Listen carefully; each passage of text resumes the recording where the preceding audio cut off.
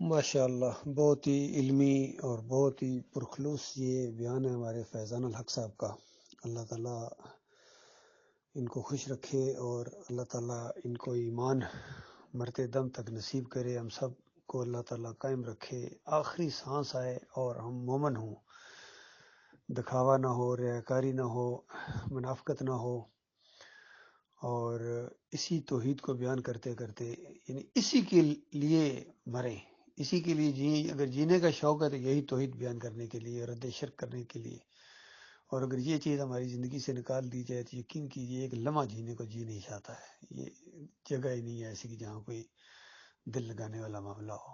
دل لگا ہوا ہے اس انداز سے کہ اللہ نے اپنے دین کے لیے چن لیا ہے، اور یقین کرو اس کفر و شرک کے دور کے اندر اور کفر و شرک کے ماحول کے اندر جب اللہ کے اوپر بھروسہ کر کے اس کا نام لے کر اٹھو گے اور نبی علیہ السلام کی پیروی کرو گے اور اس طریقے پر چلو گے جو اللہ کا پسندیدہ طریقہ ہے، تو ان سب کے اوپر اللہ تعالیٰ آپ کو غلبہ عطا فرمائے گا۔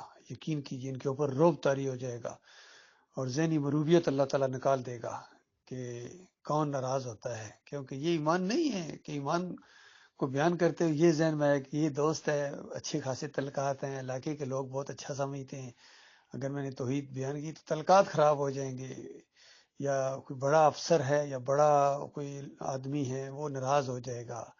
یہ ایمان نہیں ہے، یہ منافقت ہے، اور ایسے بندے نے ایمان کی لذت چکھی ہی نہیں ہے۔ تو ایمان کے اندر بڑا زور ہے اللہ کے بندو، اسلام اپنی پاور رکھتا ہے۔ اصل میں یہی آج مسلمانوں کی ذلت اور خواری کی یہی وجہ ہے کہ یہ ذہنی مروبیت کا شکار ہیں، یہ ڈرتے ہیں، خوف کھاتے ہیں، طاغوت سے ڈرتے ہیں، حالانکہ طاغوت کو للکارنا ہے، طاغوت کی آنکھوں میں آنکھیں ڈالنی ہیں تاکہ اس کا پتا پھٹ جائے، اور بالکل ذرا برابر چھوٹے اور بڑے کا خیال کیے بغیر کسی پر چوٹ لگے کوئی ناراض ہو، یہ کلیہ الحمدللہ ہاتھ میں آ گیا ہے۔ اور اسی کی وجہ سے یہ بات بیان کی جا رہی ہے، جہاں اللہ تعالیٰ بہت بڑا ہے وہاں وہ بہت زیادہ غیور رب بھی ہے، جو اس کی عزت کے لیے لوگ کھڑے ہوتے ہیں، جو گروہ بنتا ہے اللہ تعالیٰ اس کو اکیلا نہیں چھوڑتا ہے، اللہ تعالیٰ اس کو سب کے اوپر غلبہ عطا فرماتا ہے۔ تو ہم اللہ کی رضا کے لیے اٹھے ہیں، اللہ کے وقار کے لیے اٹھے ہیں، کیونکہ ہم اللہ کا نمک کھاتے ہیں، اور ہم نمک حرام نہیں ہے اس محمد حنیف اور اس کبینہ کی طرح۔ ایمان کی دولت سمجھنے کے بعد پھر یہ ذلت کے گڑھے میں جا کے شرک اور کفر کو جا کے پھر انہوں نے سہارا دیا نامرادوں نے۔ بہرحال دنیا والے ان کو جو بھی کہیں لیکن اللہ کی درگاہ سے راندے ہیں، اور اگر انہوں نے توبہ نہ کی تو وہ ذلت ان کے حصے میں آئے گی، دنیا میں بھی ذلت اور خواری ان کے حصے میں آئے گی۔ یاد رکھیے آخرت کی ذلت تو ہے ہی ہے، دنیا میں بھی مالک ذلیل و خوار کرتا ہے۔ اور مخلص مومنوں کا معاملہ یہ ہے کہ آخرت میں ان کے درجات تو دیکھنے والے ہوں گے، کیا کہنا، لیکن دنیا میں بھی اللہ تعالیٰ ان کو پاکیزہ زندگی بسر کراتا ہے، اور اللہ تعالیٰ دنیا میں بھی ان کو غلبہ عطا کر کے کفر و شرک کو ذلیل کر کے اللہ تعالیٰ مومنوں کی آنکھوں کو ٹھنڈا کرے گا۔ اللہ تعالیٰ ایمان خالص کے اوپر قائم رکھے۔ باقی دیکھیں اللہ کتنی قدرتوں والا ہے۔ ابھی دیکھیں یہ جو ترکی میں اور یہ شام میں زلزلہ آیا ہے، چند منٹوں کے اندر اللہ تعالیٰ نے ہلا کے رکھ دیا ہے، اور وہ منظر دیکھے نہیں جاتے ہیں کہ بڑی بڑی بلڈنگیں کس طرح نیچے آ رہی ہیں۔ تقریباً 6000 کے قریب بلڈنگیں ملبے کا ڈھیر بن گئی، اندازہ کتنے بندے ان کے اندر مرے ہوں گے، اور کتنی اذیت سے چیخو پکار، بالکل قیامت کا سا منظر ہے۔ تو بتائیے یہ اللہ کا مقابلہ کرتے ہیں، تو ان کو پھر بھی ہوش نہیں آ رہی ہے۔ یہ ترک یہ بہت زیادہ قبر پرست گزرے ہیں، یہ جو گنبد آج سعودی عرب میں اور پوری دنیا میں گنبد بنے ہوئے ہیں، یہی ترکوں کے شرک اور کفری عقیدے کی وجہ سے یہ بہت زیادہ قبر پرست گزرے ہیں۔ اور یہ بھی تھوڑا سا یہ معاملہ ہوا ہے، ورنہ ترکی اتنا زیادہ اسلام کا دشمن بنا دیا گیا تھا کہ ایک سکارف پہننے کے اوپر، یعنی اگر ایک خاتون نے سکارف پہنا تھا صرف، ابھی پردہ بھی نہیں پوری طرح، اس کو اسمبلی سے نکال دیا گیا تھا وہاں سے کہ تم یہ نہیں پڑھ سکتی ہو۔ پھر کمال اتا ترک نے جو وہاں مسجدوں کو کلب اور کیا کچھ اس نے نہیں کر دیا تھا، اور ہمارے مشرف صاحب جو ابھی اپنے انجام کو پہنچے کہتے تھے اتا ترک میرا آئیڈیل ہے۔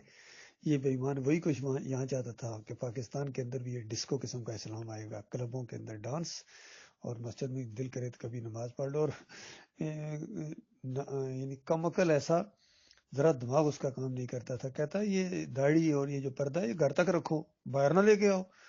اس جانوروں کے جانور سے کوئی پوچھے کہ کیا داڑھی بندہ گھر کے رکھ کے باہر نکلے گا؟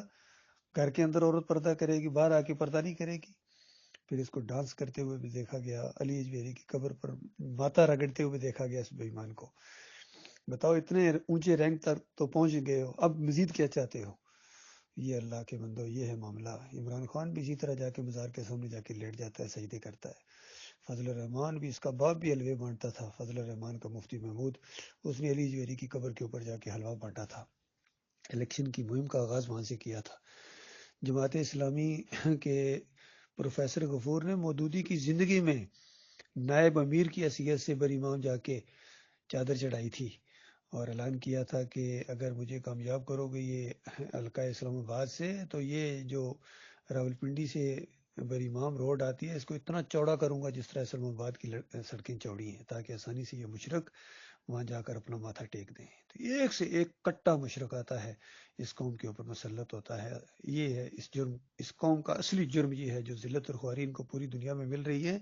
اس کا جرم صرف ایک ہے، شرک، اور اس کا علاج بھی صرف ایک ہے، شرک کا رد، توحید کی دعوت، اور اس راستے میں جم جاؤ۔ باقی سب کچھ اللہ نے کرنا ہے میرے پیارے بھائیو۔ یقین کرو اللہ بڑی طاقت والا ہے، بڑی قدرت والا ہے، بڑی عزت والا ہے۔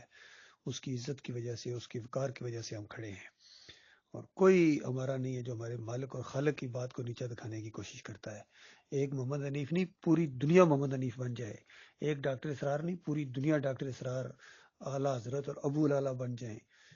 جتنے بھی ہیں یہ سارے جن کا پوسٹ مارٹم کیا گیا ہے، اور ڈاکٹر عثمانی رحمۃ اللہ علیہ نے ایمان خالص قسط اول کے اندر جو ہے سارے طاقتوں کی نشاندہی کی، بلکہ لسٹ شائع کر دی۔ یقین کریں تیسری صدی سے لے کر، دوسری میں بھی کچھ پیدا ہو گئے تھے، تیسری صدی سے لے کر آج دن تک جتنے یہ کفر و شرک کے دائی گزرے ہیں، ان کا نام لے کر اس اللہ کے بندے نے نشاندہی کی ہے کہ یہ ہیں وہ جنہوں نے کفر و شرک پھیلایا ہے۔ اور اس دور کے اندر ظاہر بات ہے ڈاکٹر صاحب کی وفات کے بعد امت مسلمہ کے اندر جو کفر و شرک کا پھر انجیکشن دیا، یہ محمد حنیف نے، سجدہ تعظیمی کا شرک، اور یہ بے ایمان آگے بڑھتا چلا جا رہا ہے کہ انسان انسانوں کو سجدہ کر سکتے ہیں۔ بتاؤ کیا رہے گا معاملہ پیچھے؟ انسان انسانوں کو سجدہ کر سکتے ہیں، یہ شرک نہیں ہے۔ پھر کہتا ہے اللہ تعالیٰ نے اپنی ایک صفت عیسیٰ علیہ السلام کو دے دی، اندازہ لگائی معجزانہ طور پر، کوئی معجزانہ طور پر اللہ تعالیٰ اپنی صفت نہیں دیتا ہے، یہ شرک ہے۔ یہی اشاعت و توحید و سنت والوں نے کہا تھا کہ معجزانہ طور پر نبی علیہ السلام قبر کے اندر سنتے ہیں، معجزانہ کا لفظ لکھا کے شرک کو جواز فراہم کر رہے ہیں، اسی راستے پر یہ چل پڑا ہے۔ اور پھر یہ کہ اللہ تعالیٰ نے کہتا ہے اپنی صفت کے 100 حصے کیے اور ایک صفت مخلوق میں بانٹ دی۔ بتائیے اللہ نے اپنی صفت کے 100 حصے کیے، یعنی اللہ نے اپنی خدائی بانٹی ہے، تو اس طرح اس کی مت ماری گئی ہے۔ تو بہرحال اپنے انجام کو پہنچیں گے، چادریں چڑھانے والے، عرس اور میلے کرنے والے، سونے کے دروازے لگانے والے، یا علی مدد کے نعرے لگانے والے، اور واسطے وسیلے والے، صدقے اور بے حرمتے۔ جوہر القرآن کے اندر اندازہ لگائے، یہ غلام اللہ لکھتا ہے کہ نبی علیہ السلام کے صدقے سے دعا مانگنا تو صحیح نہیں ہے، لیکن بحرمت رسول کہہ دیا جائے تو کوئی حرج نہیں ہے۔ بتاؤ ایک ہی لفظ کو دوسرے لفظ کو بدلی کر کے یہ شرک اور کفر کو پھر پھیلا رہے ہیں دنیا کے اندر۔ تو مل کر اس کا رد کریں گے انشاءاللہ، مرتے دم تک کریں گے۔ ہمارے عزائم یہی ہیں کہ کفر و شرک کو بالکل زمین سے مٹا دیا جائے، سارے بت توڑ دیے جائیں، سارے مزار گرا دیے جائیں، اور عرس اور میلوں کا کہیں نام نہ ہو، اور تعویذ گنڈا ختم، جمہوریت ختم، سب کفر و شرک کا جنازہ اٹھا دیں گے۔ ہمارے ارادے یہی ہیں، ہم کر پائیں نہ کر پائیں، اللہ سے ہم یہی توفیق مانگتے ہیں، مدد مانگتے ہیں مالک سے۔ مالک ہماری مدد کر، ہماری آنکھوں کو ٹھنڈا کر، کفر و شرک کو بالکل دنیا سے ناپید کر دے مالک، اور ہر طرف ایمان کا دور دورہ ہو، اسلام کا راج ہو، اور یہ ہو کے رہنا ہے، یہ تو ہونا ہی ہونا ہے۔ اس کی تو پیشن گوئی کی ہے نبی صلی اللہ علیہ وسلم نے۔ قیامت اس وقت تک قائم نہیں ہو سکتی ہے جب تک یہ 7 سال تک مسلمان صرف رہیں گے، اور عیسیٰ ابن مریم کا نزول ہوگا، اور اس کے بعد پھر آہستہ آہستہ مسلمان کم ہو جائیں گے، کفر و شرک کا پھر دور دورہ ہوگا، اور آخر میں ایک وقت یہ بھی آئے گا کہ ایک مسلمان بھی زمین کے اوپر نہیں ہوگا، اور سور میں پھونک مار دی جائے گی، اس دنیا کا خاتمہ کر دیا جائے گا۔